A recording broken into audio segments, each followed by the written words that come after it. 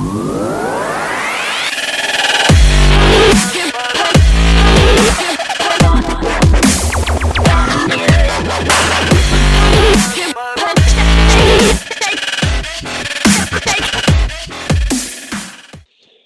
ladies and gentlemen, and welcome back to Square Eye Syndrome podcast. I'm Ben Gilman. As always, I am joined by a man who, if you cut him with bleed iron brew, it's Tom Hill.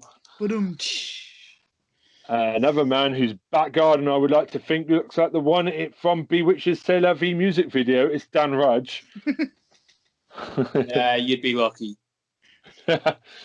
Unfortunately, we're not joined by someone today would have been the 10 years anniversary of our friendship. Troy Salmon is not here again. But we are joined by a guest. She has a lovely pet cat. She can be bribed with sweets. And I have once given her recommended Halloween movie list. It's our guest today, Alex Del Toro. That is right. Yeah. Hello. Hey, hi. Thank you for joining us. How are you today? Good. Thanks for inviting me. Oh, it's great to have you on. And how is everyone else? Yeah, not bad, man. Cool. Okay. Okay. Yeah. So me and Alex work together. She works with me and Tom as well. So we thought we've obviously she knows about our podcast because we haven't shut up about it in the office back when we created it. I mean, I think you saw me beg Tom every week for like a couple of months at the start of 2020 to get it done. When we had an office, when we were in the office. Yeah. Yes.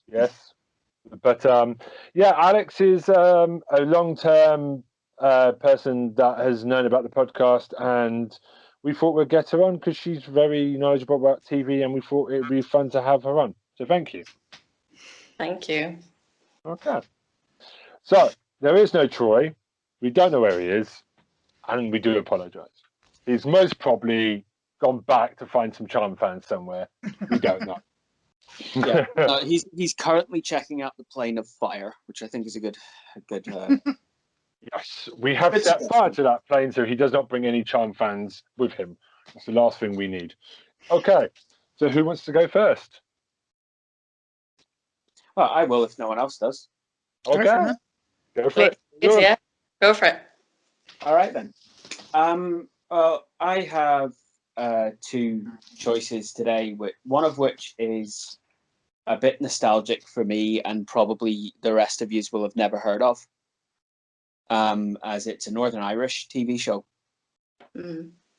It's a panel show, much like the sort of the news and politics style panel shows that you'll find across the British television landscape. Okay. And so on and so forth. This one in particular, it ran from 2005 till 2019 on BBC One Northern Ireland specifically, and it was called The Blame Game. I've mentioned it a couple of times before, but I haven't gone into detail on it. Now, The Blame Game is hosted by Tim McGarry. Tim McGarry is probably best known for his work on another Northern Irish TV show called where have I? It's gone completely out of my head. Give My Head Peace. That's what it is. Give My Head Peace was never one which I was particularly enamored by, but it was it. If you think Mrs. Brown's Boys, but with the Troubles. Oh boy. Thank you for bringing that show into the podcast. I was hoping we'd never have to deal with Mrs. Brown's Boys. Mrs. Brown's Boys meets the royal family, but in the middle of the Troubles in Northern Ireland. Jesus Christ. Right? That's where I'd put that. It's it's by the Hole in the Wall gang, who are a comedy gang in Northern Ireland that have been working since in the middle of the Troubles. Taking the piss out of it, making light of it, crossing boundaries. Really good people. And he plays the father in the family. He looks, but he has been employed too many times to impersonate Jerry Adams because he looks so much like him. Right? Jerry Adams, for anyone who doesn't know, is the leader of Sinn Féin and possibly, maybe might have been a leader of the IRA in Northern Irish politics. It's a complicated business. Yeah. I'm going to carry on to say Irish Republican. Sinn Féin, yeah, definitely Yeah. Northern Irish Republican. But also the Northern Irish Sinn Féin boys, there was always a lot of sort of, didn't you used to be paramilitary? And there was on the other side as well, with a lot of the politics that went on in Northern Ireland at that point, especially around the Good Friday Agreement. Carrying on, we have the three main panelists who are awesome comedians as well. Wouldn't be as well known as many. Colin Murphy is one of them. He's an Irish comedian from Downpatrick in County Down in Northern Ireland. And he has been a stand-up comedian staple in the UK for as long as I've known that there was stand-up going on in the UK. He's the guy you go to when you need someone to run the show rather than someone to headline. He's got the quick wit. He's got the audience participation. He doesn't really rely on pre-written stuff. He has plenty of it, but he doesn't rely on it at all. Very, very witty, very sharp, very cynical. Really cool guy. Looks like a sort of a smaller, slighter, younger brother to Dara O'Brien. Oh, I can imagine him already. Then we move on to the next guy who'd be on the panel, who is sort of he's always been seen as the other half to Colin Murphy in terms of the comedy duo style. His name's Jake O'Kane. He's a ginger-haired, flamey personality, Northern Irish, half Joker, half Frankie Boyle.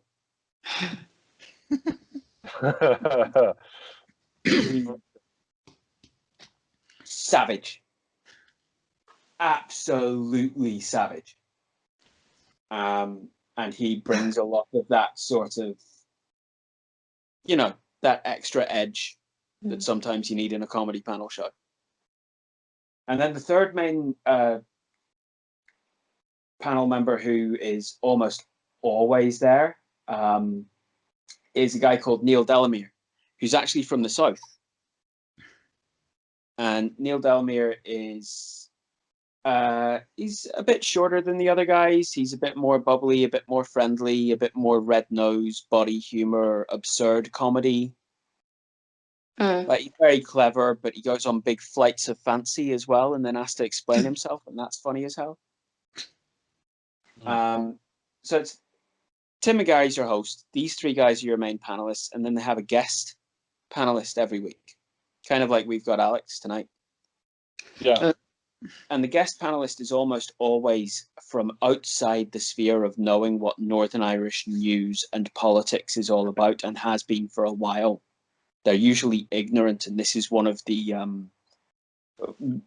tropes that the show uses, is that their ignorance about what is going on and their misunderstandings about what things mean lead to comedy. They have some great. It's usually the same guys that are going to be on Mock the Week, the same guys that are going to be on the stand up at the Apollo, all that sort of stuff. They've got one of those guys on, like a Stephen K. Amos. You know what I mean? And then they will set out into the show. Now the show is it's split into 3 sections, but usually the middle section isn't actually aired because the first section dominates so much time and gives so much room. It's basically called Who Do You Blame, or Pass the Buck. And it usually starts with Tim McGarry saying, right, so the question today is, who do you blame for? And then example issues might include binge drinking, the Stoke City problem, or treating is what it says in Wikipedia as the example. I've seen a lot of different levels of this. Who do you blame for all sorts of kind of things? And then they go off on big rants, and then they get interrupted and go off on more big rants. And it's that kind of everyone's arguing and everyone's coming up with something new and new ways of interpreting what's just been said, or fantastical ways of taking the logic ad infinitum or ad absurdum, sorry, kind of thing. And the second round is called Blame It on the Boogie. And the reason that it is usually left out is it's a bit more subjective. It's a bit more difficult to understand if you're not giving it the space. And it's just a piece of music being played, and then it relates to something recent that has happened, and people have to figure out why. And then the third round is called What's the Story? And Tim and Gary reads out a recent newspaper headline, and then the contestants have to state like what they think the headline means, their take on what it's all about. And this is sort of your final quick fire round where they just throw out ideas like scenes from a hat or things like this. And this is all about Irish, like what was happening back then. Like it's all about Northern Irish news and politics. Okay. I mean, it'll take some of the history into account, but it's usually about the current events each week. They do try to film fresh from the news and that kind of thing. Okay.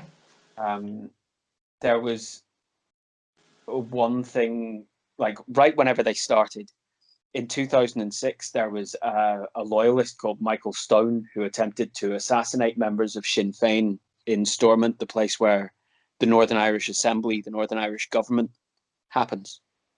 He tried to do that in 2006. And Tim McGarry, on the Blame Game, joked that Stone would claim that it was a work of performance art because he had actually like labeled himself as an artist at one point, a loyalist artist. And during his trial in 2008, Michael Stone actually claimed that he had no intention of killing Gerry Adams and Martin McGuinness, and that it was all performance art. And what was the result? Nah, he got done. Yeah, what an excuse. Got done.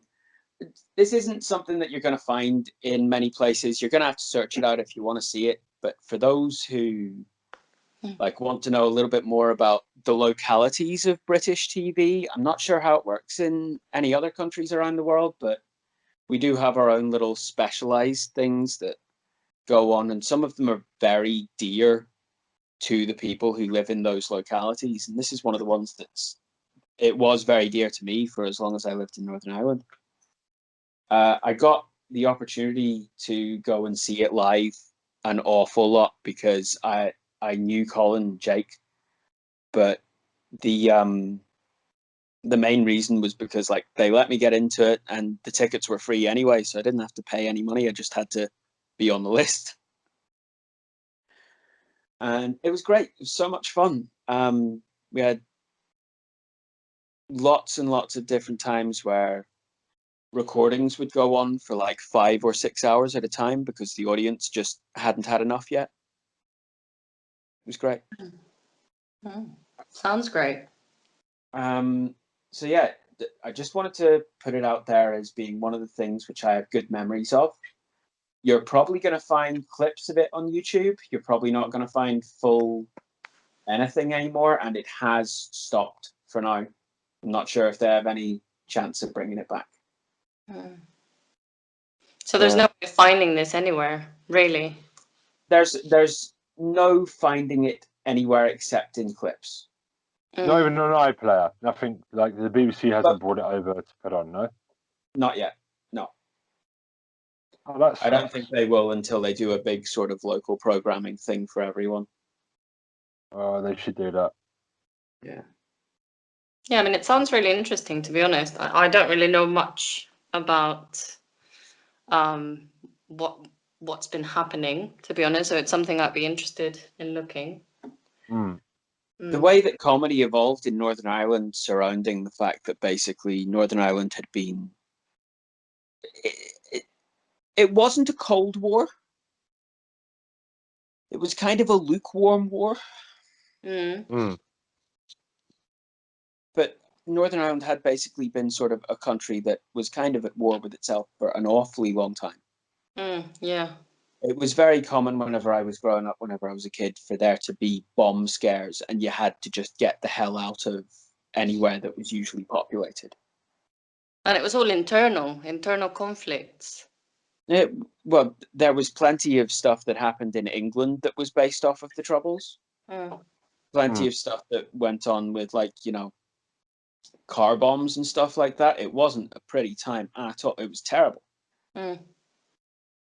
But throughout all this, the Northern Irish people kept on trying to live their lives, and the comedy scene in Northern Ireland became this, like, almost like a warrior.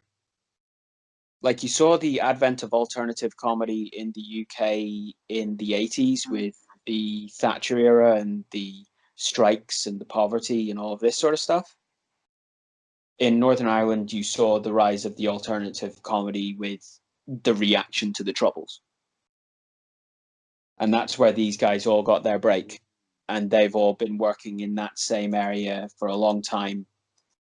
And they know each other well, and they play off each other well. And if you get a chance to watch a clip of it, great, please do. And if you want to check out any of those comedians that I mentioned, they're all still working, and they're all fantastic. So give them a shot. Lovely. Yeah, definitely. Secondly, I want to go to YouTube specifically for my second pick. And we're going back to poker, lads. Oh, It's boy. time. Time to gamble your money. I want to talk about a specific poker vlogger who does fantastic work and isn't actually one of those sort of absolutely pro up in the tournaments all the time kind of players either. So I want to talk about Brad Owen. Brad Owen has a YouTube channel, which is called Brad Owen. He plays poker and he records hands of poker and analyzes them, and he entertains people while doing it. He records his ups and his downs, his booms and his busts, and he gives the entire experience. Very charismatic young man. He's in his early 30s. He has a couple of cashes in World Series of Poker to his name, so he's not like a complete amateur. He's not a fish. He knows what he's doing, but he also plays for... He grinds, but he also plays for the entertainment of his viewers. So he's not the safest player in the world. He will be... It can be very white-knuckle ride watching him if you're into that sort of thing. He lives in Las Vegas. He had been living in San Francisco. And then his dad worked in a casino and got one of these pieces of software to help learn all of the casino games whenever he was young. And Brad got into playing the Texas Hold'em poker on it just over and over and over and over again when he was really, really young, and just got completely hooked. And when he was a young man, he made a bankroll and he started going and basically building his bankroll and grinding and being a pro player in cash games. Then he busted whenever he moved to California, and he had to start all over again after going and being an administrative worker for a while. And then whenever... oh, what was that? Someone brushed over a microphone? No, that's me. Sorry. Okay. Sorry about that. Right, I've sorted it. He got another bankroll up, and he started playing again. And in January 2019, he recorded a poker vlog where he won over $1,000 in a very, very wild game. And this blew up on YouTube, started getting the views and started getting the subscribers. Oh my God, what is that? Yeah, we're getting a lot of noise. What is that? That's terrible. That's horrible. Hold on. Is it Tom? I've set mine up. Mine's okay. No, it's gone. Okay. So Sorry about that, whatever that was. in terms of if you want to watch someone play poker and you want to follow them along, him and his friend Andrew Neeme are just fantastic YouTube vloggers for poker. I've been subscribed to him for about 3 years now, and I follow it. Every time I get the notification, I'm waiting for the chance to go and watch the next vlog. He's really, really funny. He's really, really personable, charismatic. He gives a shit about his viewers as well. Mm.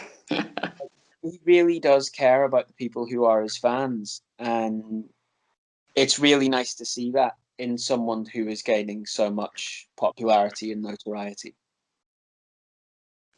So, yeah. I mean, our fans try and date us, apparently, according to you. Remember last week? The week before? What? Sorry? Remember, those girls from America wanted to date you? I have no idea what you're talking about, Ben. I have no idea what you're talking about. Yeah. I'm an innocent little boy.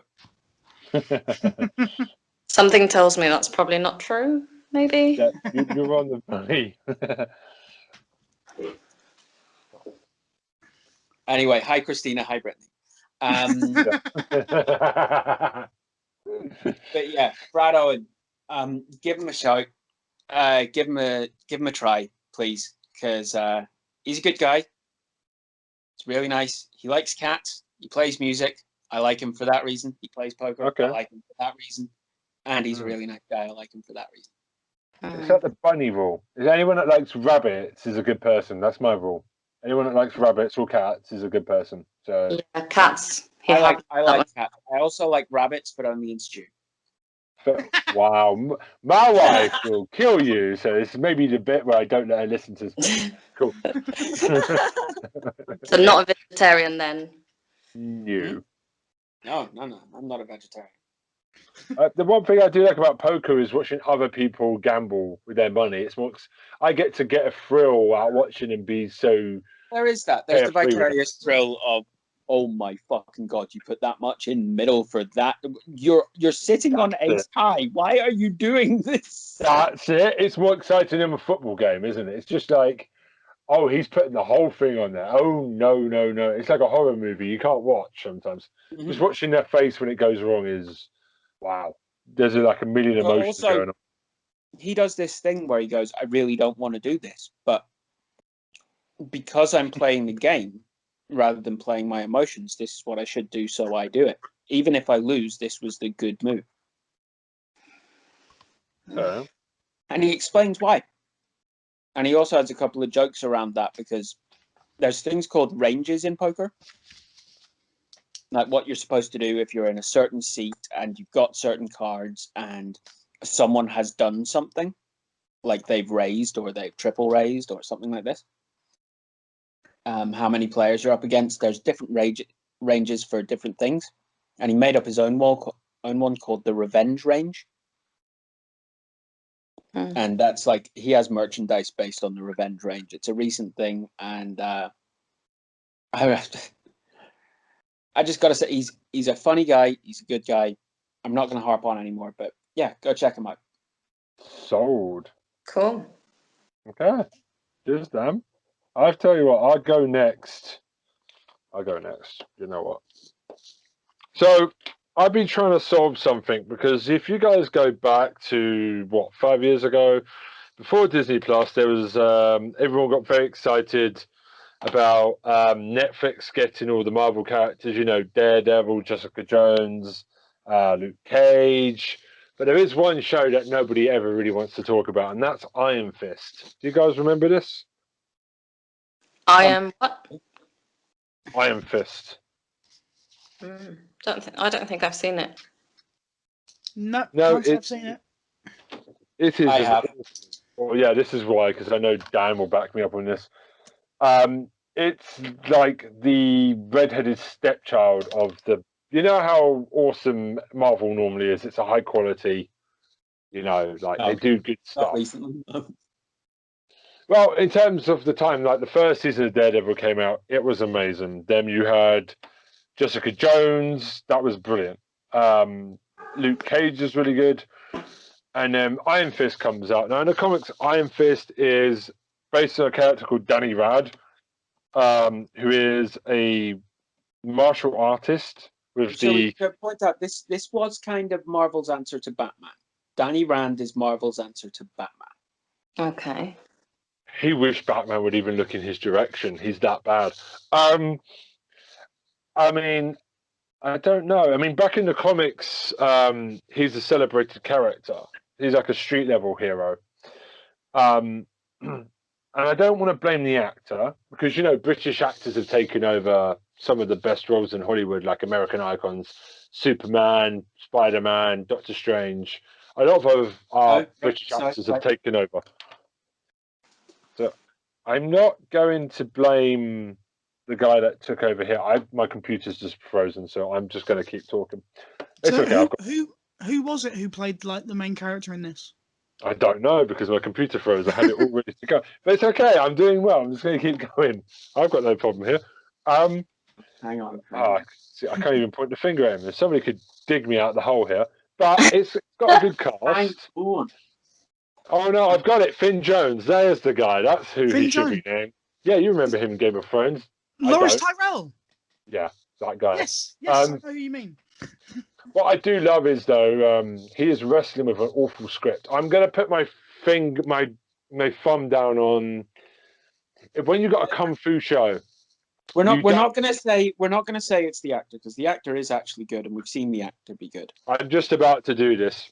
I'm going to blame it on the writing because the problem with the writing is they would rather that they ask you to care about the office politics and everything and not being rude.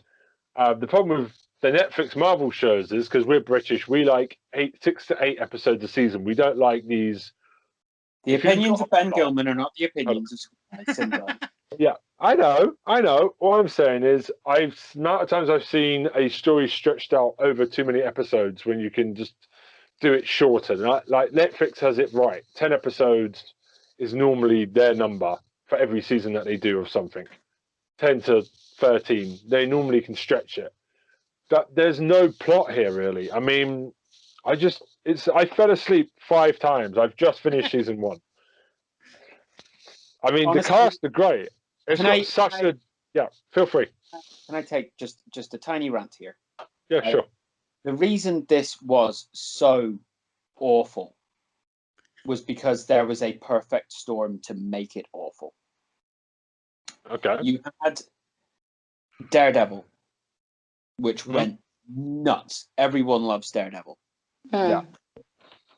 It went skyrocketed. Then you had Jessica Jones, which also specifically had the one thing which made everyone go nuts about Jessica Jones, which was David Tennant. There we go. Yeah. And that blew that. Her second and third, the outings after that, they were not anywhere near as good. Well, I'm watching season 2 now, and oh boy, it's okay. The bad guys that came after Tennant just they don't even come close to bringing that level of to it. But David Tennant, no. Oh, but it was set up already, and the main character Jessica Jones, that's played fantastically, and people can really get behind that. Plus, there was all of the rumors. Because Jessica Jones in the Marvel Comics is, of course, married to a very specific character. Luke Cage. Who was coming up. So we were like, oh, we're going to get Luke Cage. Because Luke Cage is in Series 1. And they're definitely going to be sort of getting together and doing their thing. And that's going to be a thing that's happening. And yes, we can get behind that romance. That's a Marvel romance. Let's have that Marvel. It's a lovely romance. And also, Right. he's best friends with Luke Cage, which he's best friends with Iron Fist, which is why I got excited when Iron Fist was after Luke Cage. Because Okay. But Iron then Fist is it cool. wasn't Iron Fist that was after Luke Cage, though, was it? It was Punisher. Oh yeah, but you know what I mean. We were waiting for Iron Fist. But Like you here's know the where thing, it's right? going to come. After Jessica Jones, right? You have Luke Cage. Yeah. Luke Cage is championed as a show because we've had the white man hero, Daredevil. We've had the white woman hero, Jessica Jones, and people are going, but we want to see something which gives actual focus to someone from a different demographic. We want to see something where there's serious money put behind it and serious quality in writing and everything, and it's authentic and it's representational, right? And Luke Cage did it. It didn't do the absolute best it possibly could, but certainly with the main character, yes, they definitely did it. I would question killing off your main villain halfway through the season was the mistake of Luke Cage. I think it was going, yeah. If they then held again, on Cage also has that kind of storyline in the comics. He has those sort of disjointed things aren't going the hero style way, and Luke still finds a way of dealing with it. So that it's authentic to me. It made sense to me. It wasn't the best way to do a TV show, but it made sense. Then the Punisher comes along. And it's taken a character who was a white male anti-hero, and we've made him a Hispanic white male hero. Troubled hero, but very much a hero, hard-boiled, gritty, and for my money, the best Punisher we've seen so far. Oh yes, like best Punisher we've seen so far. We never even spoke about the fact that we have the Kingpin that works around all of this so fucking well. Bro, you're taking away my pick. But then, sorry, I'm just describing it. But then we have that one perfect storm moment where all of that has happened, and then after that, you have to round out the Defenders with Oh boy, Iron, that was a disappointment. who is another entitled, rich, white, blonde, given all of the power, given all of the freedoms, no responsibilities, everything seemed to work out for him. So they had to try and find a way of making that sort of not so much of a hanging out with Bruce Wayne and Tony Stark in the Rich Boy White Club. Yep, definitely another the one Rich of those Boy boys. White Club being celebrated thing. Yeah, You know what I mean? yeah. And you can't really do that with Iron Fist. You have to kind of just ignore that because it's his entire character. His entire character is he is just absolutely blessed with these things, and then he kind of ignores that and works off of intuition and intellect anyway. Yeah. But they didn't manage to do that because they would have had to actually completely accept that they were championing this completely privileged arsehole style character and trying to make him look like a hero. So instead, they tried to make him look like an arsehole and still be a hero. Yeah. And it didn't work. No, because every time you're looking at reasoning. Dan. Dan, shut up and let Ben speak. I'm not being rude, bruv. I don't want to come to blows, but it's kind of sorry, Ben. Carry on. No, it's okay. I love the passion. I love the interaction, bruv. But you've done it now. I've got nothing left to do, so I'm going to move on to my next pick. Well, this is easy this week. No, it's just the office. It's just the office stuff that I wanted to add in before we wrapped it up. That's where it went wrong. This has all gone horribly different. No, but the cast are amazing. It's just the writing, and I've heard season 2's a lot better. So I'm going to get to there soon. So I will update you on that. Well, I'm still going to do it because, God damn it, Marvel is now bringing back everything. Daredevil's turning up into the new Spider-Man movie with all the old Spider-Men. Everything that they've done is still connected. So I'm now filling in. I've got on Disney Plus. I'm filling in the blanks everywhere. I'm going to watch Inhumans. God help me on that one. Runaways. I'm just going to try and watch every Marvel thing. Shield, everything, just to get all the plot points down. So if anyone turns up, I go, I know who you are. Just so you're aware, you can completely skip Cloak and Dagger. Is that on Disney Plus? I don't see it on the list. It's on Hulu. It's still a Marvel thing, but just don't. It's another one of the ones where if they'd let the characters be the characters and the story be the story it had been in the comics, then it would have been great. Fair play. Because Since they have come up to go with with different agendas. Those characters become one-dimensional and shitty. And Oh, the Is it characters, as bad as The Watch, though, Dan? Is Huh? it bad as Charmed? Is it as bad as The Watch? go and watch it if Charmed. you want. Go and watch Cloak and Dagger if you want to watch Cloak and Dagger. Go and waste your time if you want to go and waste your time. Just don't fucking watch The Watch. I'm still going to watch it over the Loud over the and clear. Yeah, can't miss that bit. I'm definitely still going to watch it over. I would rather watch that than watch current Doctor Who. So that's pretty good. Another show I wanted to quickly talk about is WandaVision, which is the new. I'm sure you can't miss it. It's on every bus on the side of a bus going in London at the moment. It's the first Disney Plus original series from Marvel and Disney. It's obviously got Scarlet Witch, Wanda Maximoff, played by Elizabeth Olsen, and the Vision, played by Paul Bentley, another British guy invading America. We seem to be doing quite well there. And it's basically, if you guys know your Marvel, right? So you've seen Endgame and everything. You know where they stand. Yeah. Okay, have you been watching? Because I need to be very careful here. How deep I Yeah, go. I haven't been About the watching spoilers, Yes. I've watched them all. You've watched all of them. Yeah. Okay, Tom? I haven't, but feel free. Okay, I'll be careful. Dan? I'm spoiler friendly because all of these stories are from comics I've read. Like me, I know where it's going. I hate being a comic nerd. I know where they're going with everything. So at the end of episode 5, Alex, did you gasp?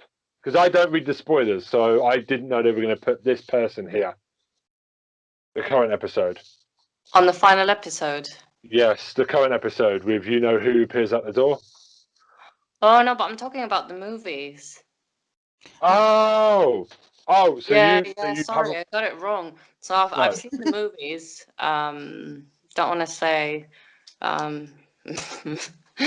anything because I'll probably spoil. I'm really bad at spoiling information. Okay. No, go. Okay, so I think I can spoil what happens to Vision because it was 2 years ago and it's over 2 billion people have seen this movie. So Vision's dead. Vision never came back at the end of Endgame. Scarlet Witch pretty much nearly whooped Thanos' ass on her own. So we know she's crazy powerful. And there is so without spoiling it, you do find out that she's taken over an area. She's rewritten reality in a place called Lakeview, Westview, something like that, one of those. And she's remaking the world in her image. And it started off a bit boring because it's going through all the decades of American sitcom. So I think next week is going to be like a Friends style 90s one. They're basically going through all the decades, like the style of sitcom, which is really cool. Each episode. So she's somehow remaking it each week, like each episode, like the layout's changed.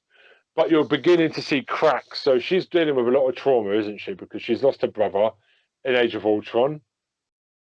In that film also her entire country got Eastern European country of I can't remember the name of it. It got taken out. Then she lost Vision in Endgame. So, we're going through the stages of grief, and it's obviously, as Dan said in the comics, she tends to go a bit batshit when she loses her mind, and she can rewrite reality. She's quite dangerous. And with upcoming films like Doctor Strange Multiverse, you kind of know where they're going with it. I'm very careful here. So they've brought in a company called Sword, who are like another Shield.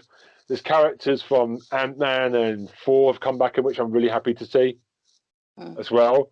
Pat Dennings and I can't remember the other guy.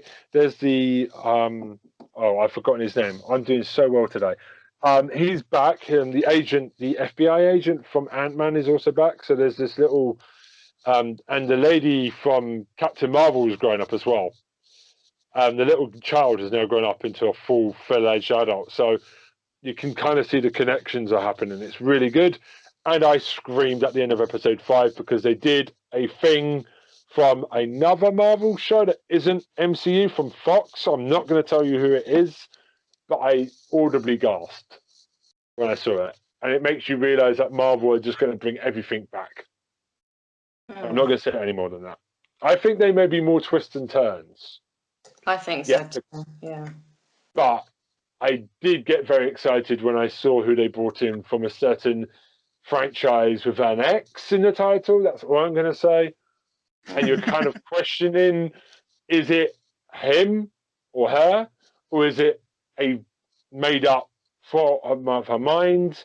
You know, there's a lot of questions. And obviously in the comics, her dad is Magneto. So a lot of people are wondering, will you see a Magneto pop up? Like, is it going to be Ian McKellen or is it going to be Eric? What's the other guy? Michael Fassbender. So it's exciting times. And then obviously you got the Falcon and Winter Soldier coming up afterwards as well in March in Loki. So it's a good time to be a Marvel fan. But it's getting good now. I've already figured out half the characters in the town centre. Because again, the comics obviously give it away a little bit, but it's fun. I didn't like it at the beginning. It was a bit weird, the sitcom style. But now the outer plot is beginning to come into the world. So it's really good. 4 more weeks of it. Go watch it. Okay, that's me done. Shall I go? Oh, yeah, one more Go thing. for it. Elizabeth Olsen. Sorry, so one more thing. Find it quite weird because it was a Full House set, the last episode. Obviously, if you know what Full House is, it's a famous American sitcom. Elizabeth Olsen's sisters were Mary-Kate and Ashley Olsen. So, you know, she never appeared in Full House, but that is kind of a freaky, she looks like them, so it's a bit of a weird, you know, in Full House style thing. I'm done. Right. Sorry. Yes, Alex, please take it away. Sorry. No worries, no worries. Thank you. Right, so I thought of talking about a series which I've seen recently, and you might have heard about this one. It's called Tijuana, maybe. Yeah, no, Netflix. Oh, I've heard of it. Huh? Never heard of it before. Never I've heard of it. Hmm. Right, good. No. Well, I wanted to talk about this one, not just because it was quite interesting and entertaining for me. Also, the only reason really why I started watching it was because my sister did the costume design. So she was kind of pestering me, can you please watch it? So I was like, okay, right. And I found it quite good, actually. It's a very interesting drama. And the most important thing I liked about it is that, I don't know if you've seen, there's been a lot of, like, a huge range of movies, series around cartels from Mexico and the whole situation of corruption. And in a way, I have seen them because I'm from Mexico, so I'm quite interested in all these topics. But in a way, I feel like most of them, in a strange way, are glorifying these figures, which ultimately are like massive criminals. So in this one, Tijuana is actually portraying a different reality around the danger that it is to be a journalist in Mexico, especially if, you know, for journalists that are or have been trying to uncover dodgy situations or things that are going on. You know, if they start to mess around with the wrong people, and it's not necessarily the drug cartels, it could also be the government, and then they start to go missing, they get killed in the most awful ways. So I mean, it's not a fun series, but it's definitely really, really interesting. And I think it's good that they've focused on a different topic rather than the overflowing information around drug lords and, you know, Pablo Escobar and El Chapo, if you've heard of those names. which I find, I just find it weird that they're becoming such like famous in a way. So I'm gonna try and not make any spoilers because I do really recommend it. But I found it really powerful. It is quite sad.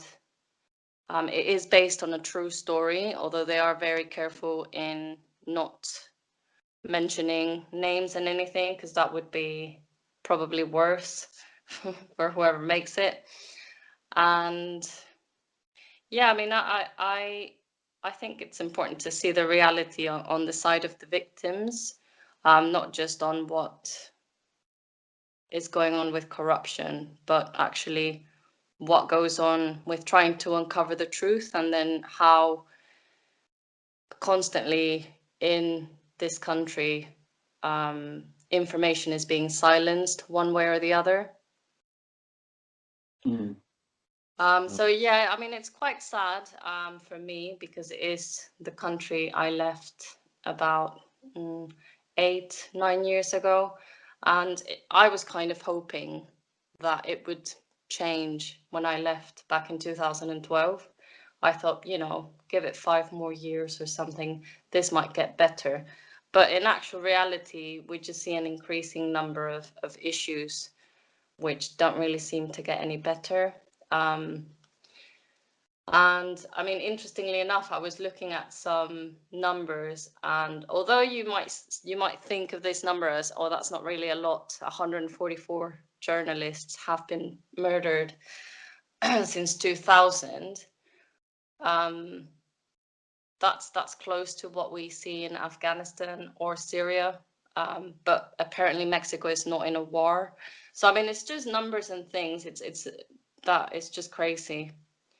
And the fact is that journalists or any profession shouldn't be a risk to someone's life.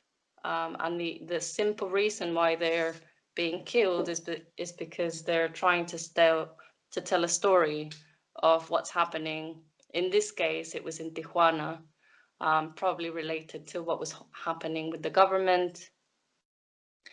And it's all quite combined between organized crime, the government, public money. It's all very complicated. But in this show, which is not very long, it's not one of those series that goes on and on and on. It really, that's my cat, sorry, if you can hear her. She's a bit desperate, like, please stop talking. She doesn't want you to give any spoilers. Yeah, she's like, please stop. This is really sad. Why are you talking about this? But anyway, I really, really recommend it if you can watch it. The other thing I wanted to talk about very briefly was a movie, which is called I'm No Longer Here. And that one's more about like identity, and it's also based in an area of the north area of Mexico called Monterrey. Mm-hmm. And it's about this kind of gang of young guys who have a really interesting look, really, really interesting.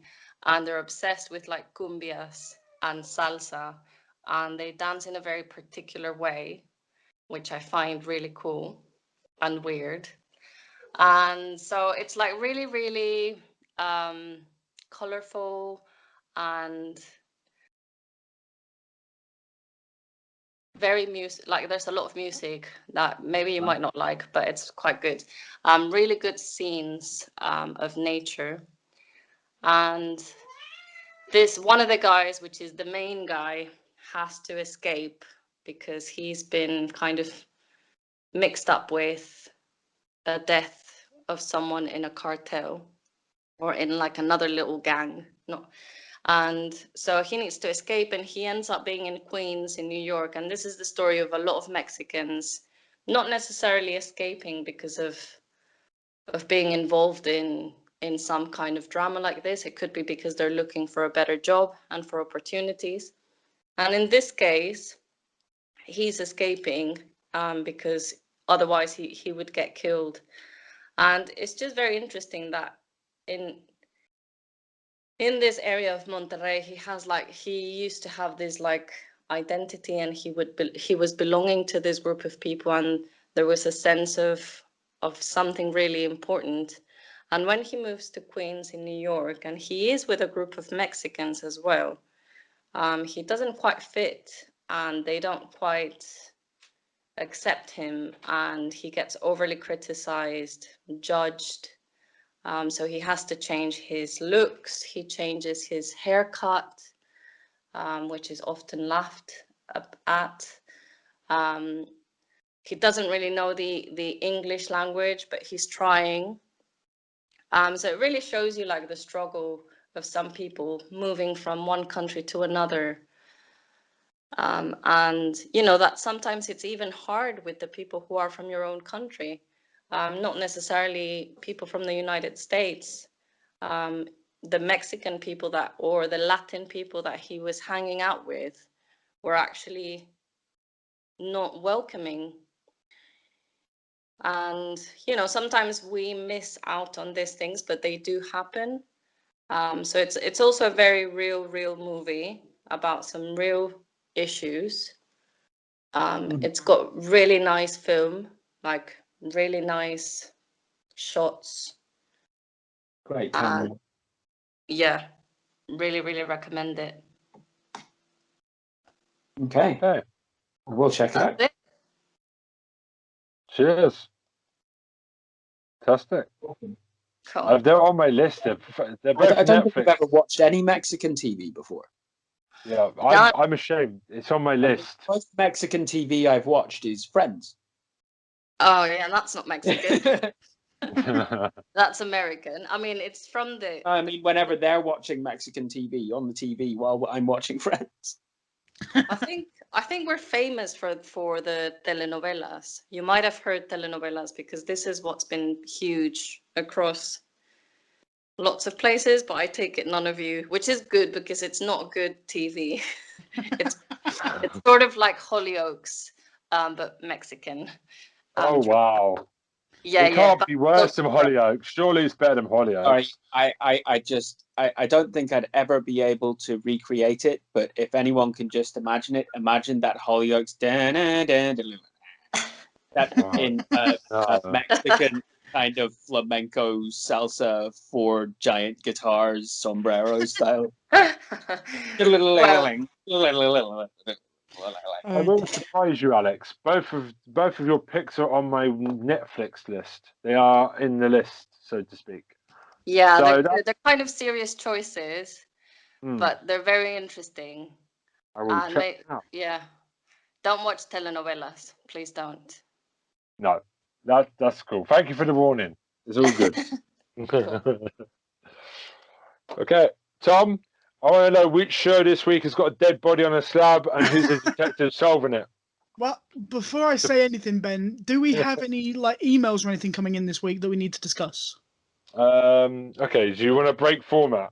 Well, what I'm going to say is because Dan Dan hijacked some of your time, which meant it went a lot longer, I'm quite happy to lay off on doing my picks until next week. Okay. And let us get on to doing the other bits because I'm just aware that we've been going for about an hour.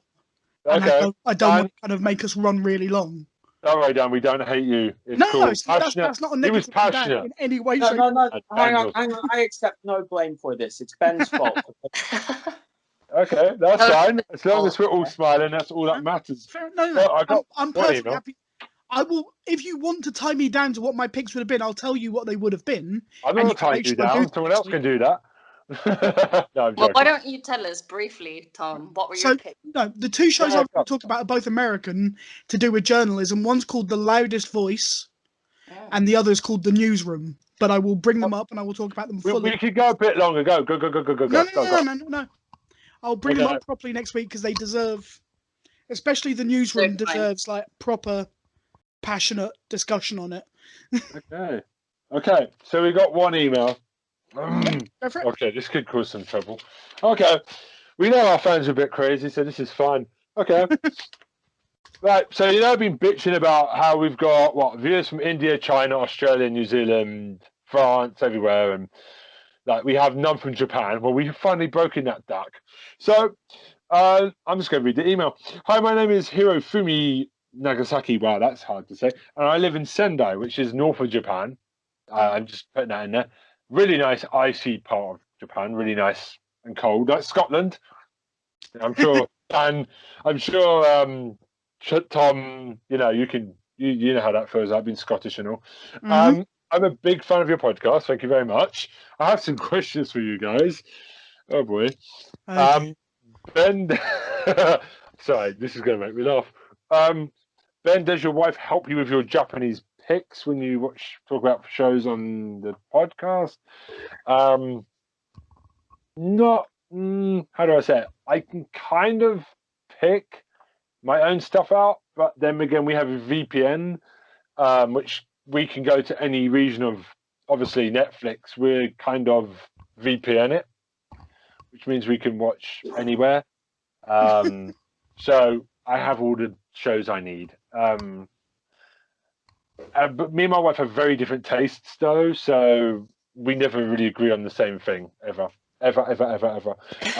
She prefers American comedies because they're more hopeful, where ours is our drama is always very dark, angry, nasty. Even our comedy is just laughing at people. Where America's got that more wholesome style, she prefers that. I like American comedy as well. I like a mixture, but we don't agree on Japanese television. I don't think we've ever agreed on the same type of show. I like the more dramatic stuff. She's a bit more like slapstick comedy from Japan. So that answers your question. Tom and Dan. Oh dear. Tom and Dan, I hear that Scottish and Irish people are drunks. Would you like to say that is true or not true? Dan, do you want to take this? Or do you Let want me just put down my bottle of proper 12 and give you. No, hang on. No. Northern Irish and Scottish people have a reputation for being drunks, and the reason why I don't drink an awful lot at all is because most of my family conform to that stereotype to their own detriment. Oh.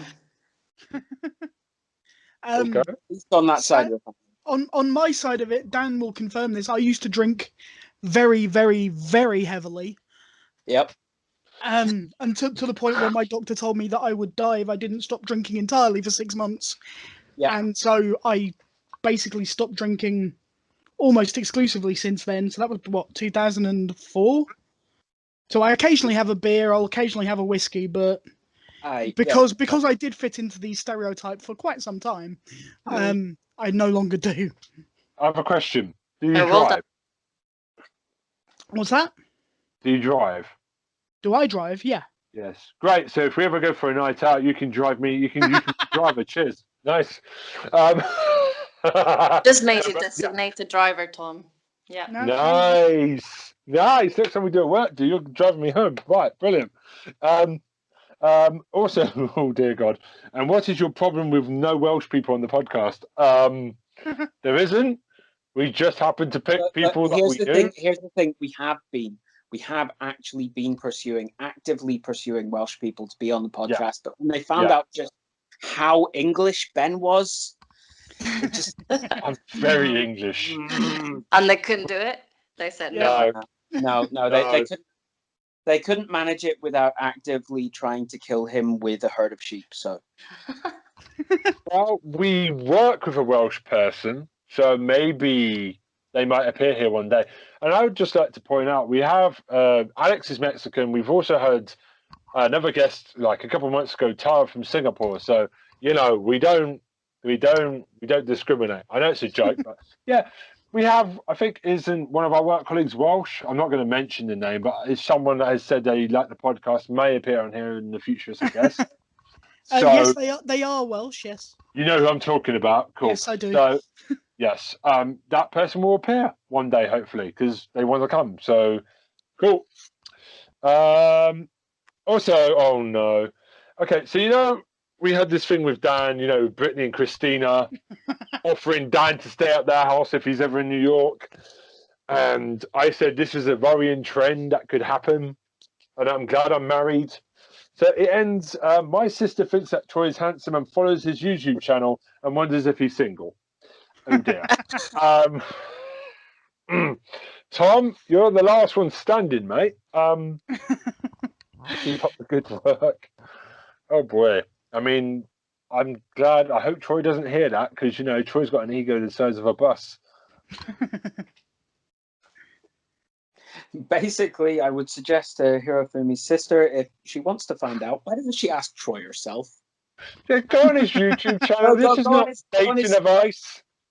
Go whenever he's streaming or whatever, whenever he's doing whatever, just try and get him live and try and corner him. I mean, I'm seriously. sure he will get so frazzled that he will acquiesce to whatever you wish.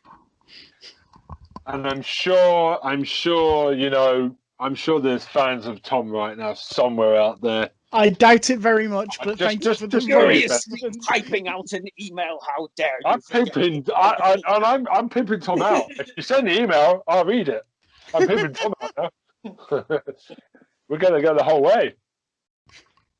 One more. What? I've got a second mate, we can't go the whole way. Then you're actually a fucking pimp. Yeah. No, actually, I'm letting go of it at that point. Do I get a say in this? Well, yeah, you do. You get to run away. I would. I don't even know where we're going anymore. Right, that is another one in the bag. Thank you for listening. Tom, do you want to do the boring admin stuff? I'll let Dan do the shilling today. Okay. Shilling? Yes. Yeah. A shilling? Right Yes. down the street corner. Everybody, Let's go. please just send us envelopes full of money. Thank you very much. Cheers. Bye. Mic drop. Okay. No, guys, give us a like, give us a comment. Let us know what you think of the thing. Subscribe. Tell your friends about us because we love doing this. We love having guests on like Alex.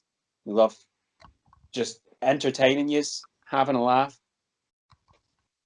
Give us more chance to do that, please. Give us more of an audience to do that, please. If you like us, spread the word.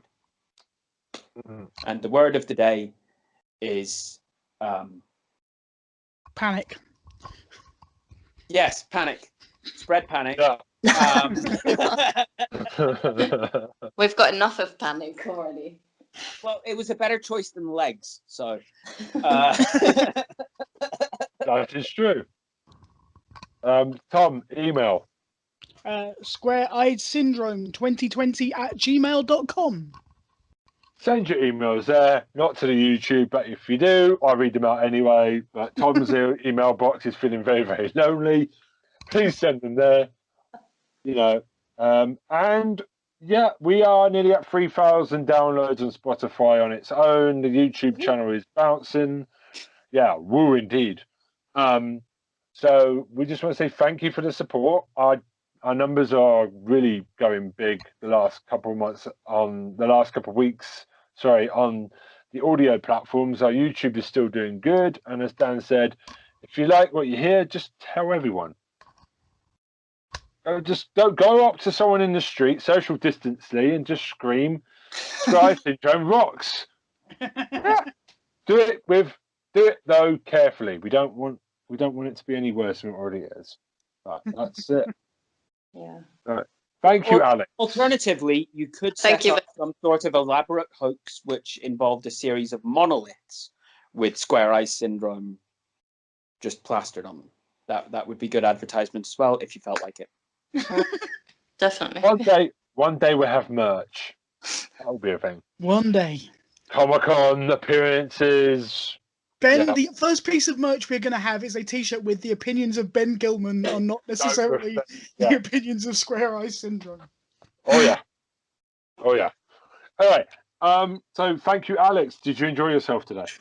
Yeah, thank you guys. Thank you. Yeah, I was quite nervous, but yeah, it's been really fun listening to you guys. Thank you. And I think I spoke for longer than I expected. And I enjoyed it. So thank you. Okay. You're very welcome, and you're welcome back anytime. Yeah. Just let us know. Seriously. Okay, I will. Yeah. Yeah. You're looking. Yeah. It's always good. The door is always open. Just let us know. You're always welcome back. Thank you again. Oh, all right, guys. Thank you. Okay. So it's goodbye from me. Bye from me. Goodbye from me. Oh, sorry. Bye. Okay. Right. Time to have a beer.